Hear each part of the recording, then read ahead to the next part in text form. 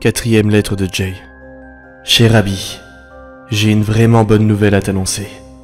Toi et moi, on va aménager ensemble. T'es contente, n'est-ce pas? On va pouvoir passer des heures et des heures ensemble. Ça va être parfait. Laisse-moi t'expliquer. Mon salaire me suffisait à peine à payer le loyer et les courses chaque semaine. À cause de ça, je n'avais pas beaucoup d'économies, et pas assez pour subvenir à mes besoins bien longtemps.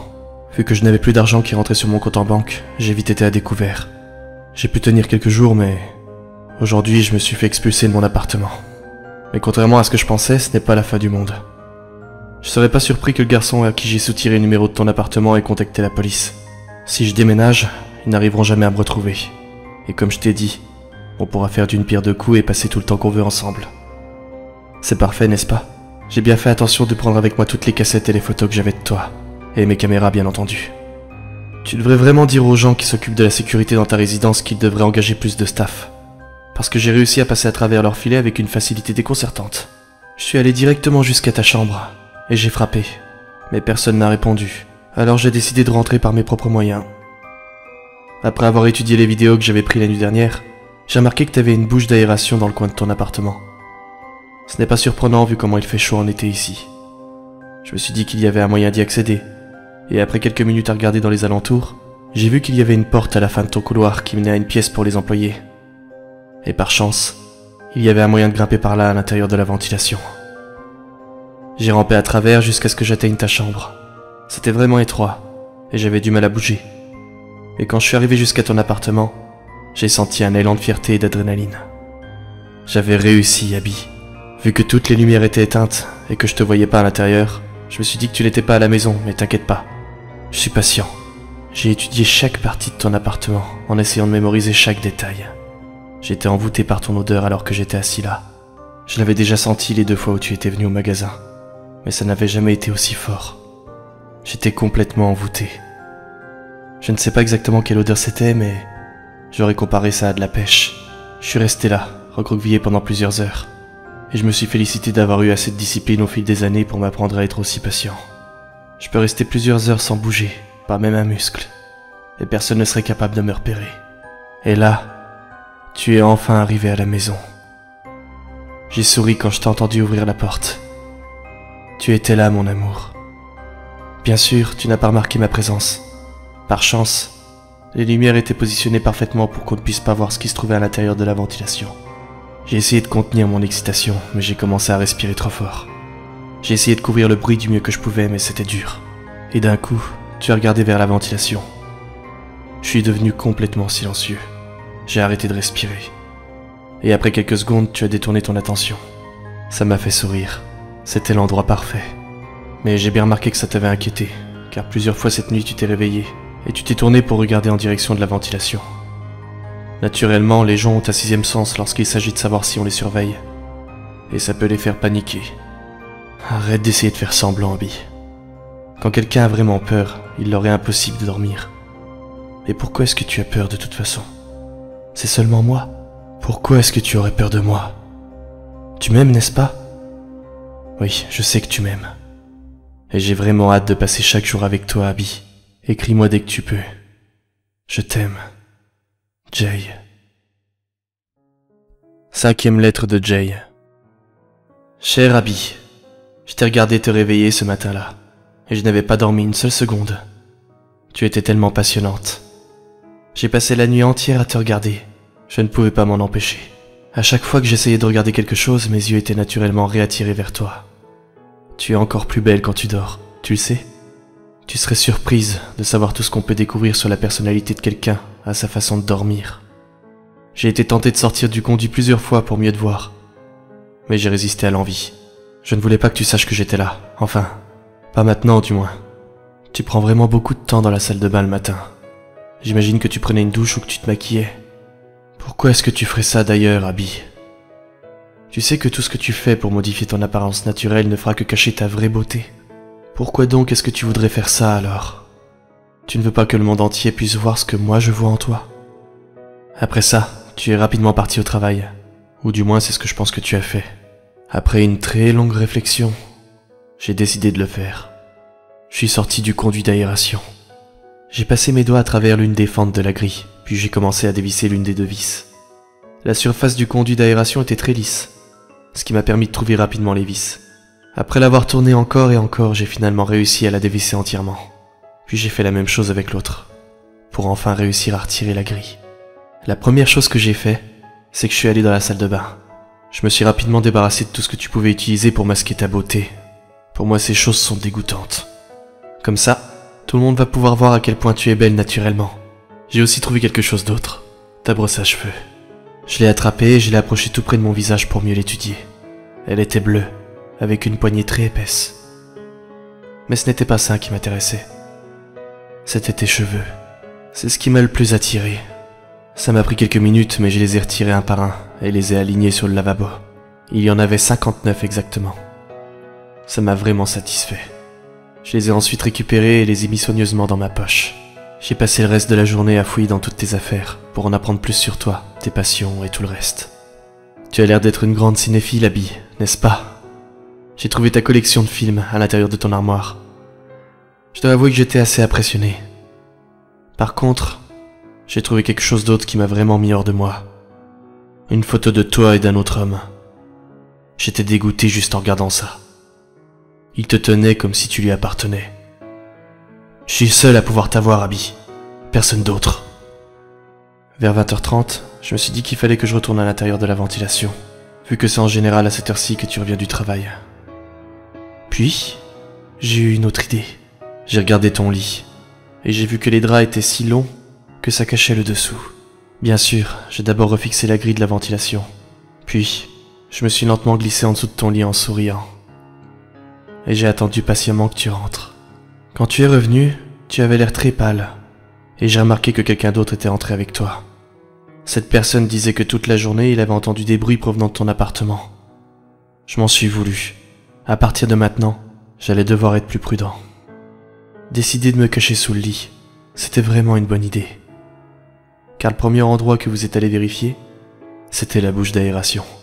Tu as remercié la personne et elle est partie. On n'était enfin que tous les deux.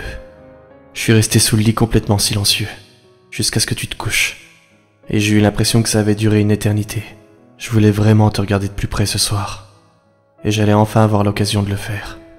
Tu es allé te coucher et tu as éteint toutes les lumières. J'étais très prudent. J'ai attendu des heures pour être bien sûr que tu dormais. Et quand j'ai été sûr que c'était le cas, je suis enfin sorti de sous le lit. Et je t'ai vu là. Tu étais incroyablement belle. J'avais des étoiles dans les yeux, juste en te regardant. J'ai approché ma main de ton visage et j'ai commencé à le caresser doucement. Il était doux comme la soie. J'ai immédiatement ressenti une sorte d'excitation. J'ai donc mis ma main dans mon pantalon et j'ai commencé à me faire plaisir. J'ai essayé de me contrôler, vraiment, car j'avais peur de te réveiller. Mais je n'ai pas pu m'en empêcher. Je ressentais une extase parfaite. Tout à propos de toi était parfait. Puis, d'un coup, tu as commencé à te tourner et à te réveiller. Horrifié, je me suis dépêché de retourner sous le lit aussi silencieusement que possible. Après quelques minutes, je t'ai vu sortir du lit et regarder aux alentours. J'arrivais à sentir que tu avais peur sans même te regarder. Alors que tu devrais être assuré que je sois là, Abby. Car je vais te protéger, Abby. Personne d'autre ne te touchera à part moi. Et je tuerai quiconque essaiera de s'approcher de toi, Abby. J'ai fait très attention à ce que tu faisais aujourd'hui. Et j'ai remarqué que tu ne consultais jamais ta boîte aux lettres. J'ai décidé de changer ma technique. Et à partir de demain, je laisserai mes lettres sur ton bureau. Ah, j'ai oublié de te dire quelque chose. J'ai préparé un petit quelque chose de spécial pour toi. Regarde à l'intérieur de ton armoire après la lecture de cette lettre. Jay, ton amour. 6e lettre de Jay. Cher Abby, j'ai passé encore plus de temps à travailler sur ta surprise quand tu as été au travail. Tu vas vraiment adorer ça, Abby. J'ai travaillé dur pour ça, tu sais. Mais je crois que j'ai enfin terminé, et que je suis enfin prêt à te laisser la découvrir. Encore une fois, tu es rentré à la maison vers 20h30. Et tu as vu la lettre posée sur ton bureau presque immédiatement. J'ai commencé à sourire alors que tu l'ouvrais. J'attendais impatiemment ta réaction. C'était assez intéressant de regarder ton visage à ce moment. J'arrivais à voir tes différentes émotions et tes pensées.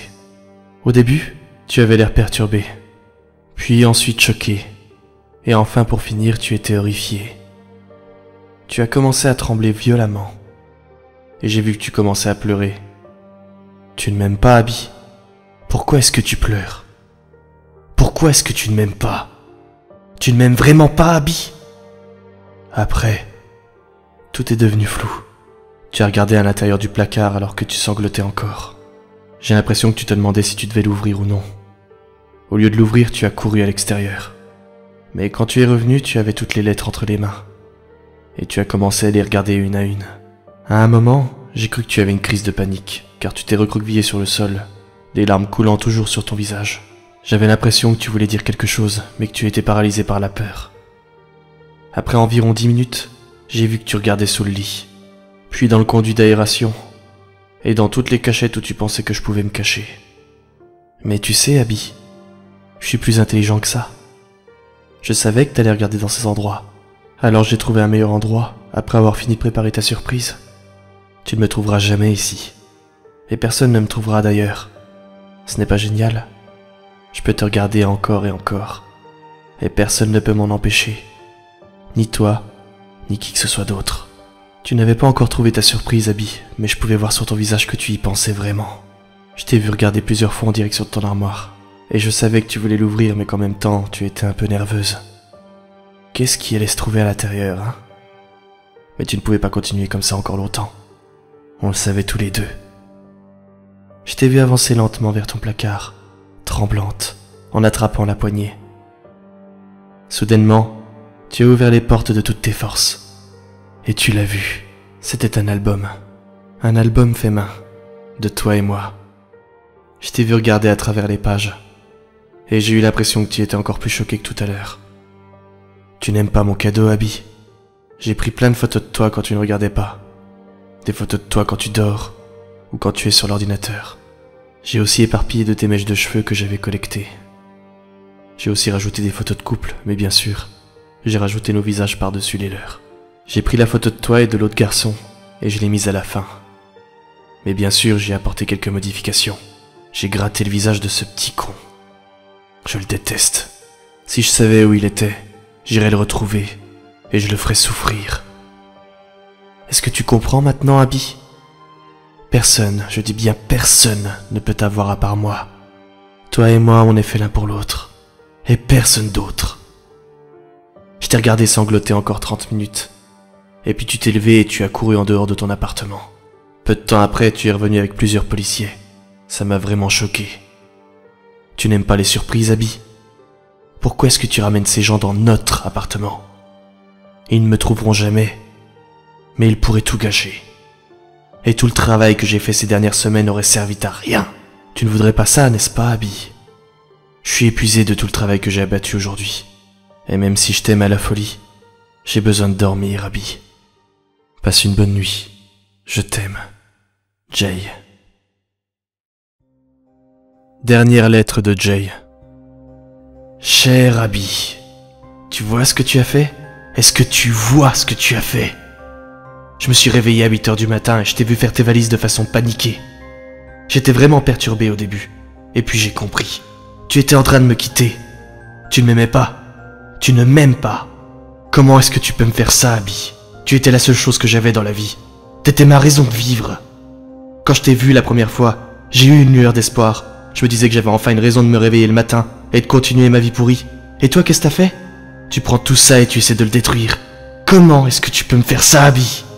Quelques secondes après que tu aies quitté ton appartement, je suis sorti de ma cachette et je t'ai suivi. Je t'ai vu balancer ta valise à l'arrière de ta voiture, et puis tu es rentré dedans et tu as démarré. Je n'allais pas te laisser t'enfuir comme ça. Je ne laisserai jamais une telle chose arriver. J'ai couru aussi rapidement que possible pour atteindre ta voiture, et j'ai donné un gros coup dans la vitre avec une pierre qui se trouvait à proximité. Et j'ai réussi à te sortir de là. Est-ce que tu pensais vraiment que tu allais m'échapper, Abby? J'ai dû t'assommer en te donnant un gros coup sur la tête. Tu faisais trop de bruit. Imagine si quelqu'un nous avait vus, Abby. Ils auraient pu tout faire rater.